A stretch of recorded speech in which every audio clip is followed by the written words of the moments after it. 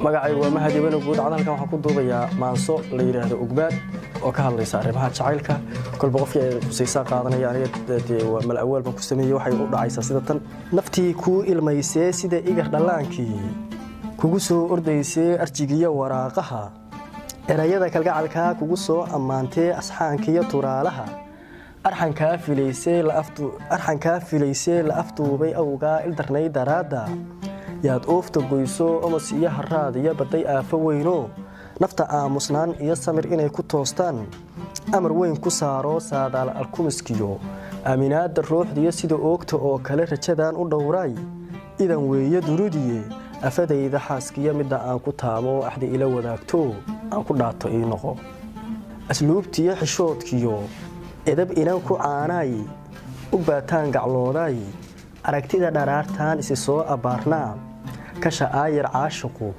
duray oo asiibo ugubay la'aanta naftu ololama daysee eebada jacaylkee awgaa naftaan silic ku ugaarhsanaysee nugul ee ayaa noolkaa eegta meel dheer alla magana ina yahay waxaan uurka hoosoo la adkee jacaylkoo la abaabul caashaqa u baataan gacloodee dhigeed aynigeediyo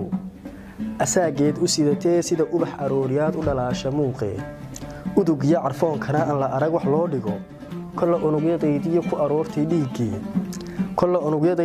aroortii dhiiggee alla waxaan ka tuugaa aroos iyo baraariyo mid inaan ahaano aroortii timaadaba iska soo agtoosnoo aan ku eegta weligaa udub iyo dhigli ido dhisma aqalma taagmee aniguna la'aantaa farxad kale irdhowne ilyaanan mudanoo awgaa u dhimano ka aroorin dunidee igu soor kalgacalkoo aqbal iyo ajiibkiyo aahayda igu deeq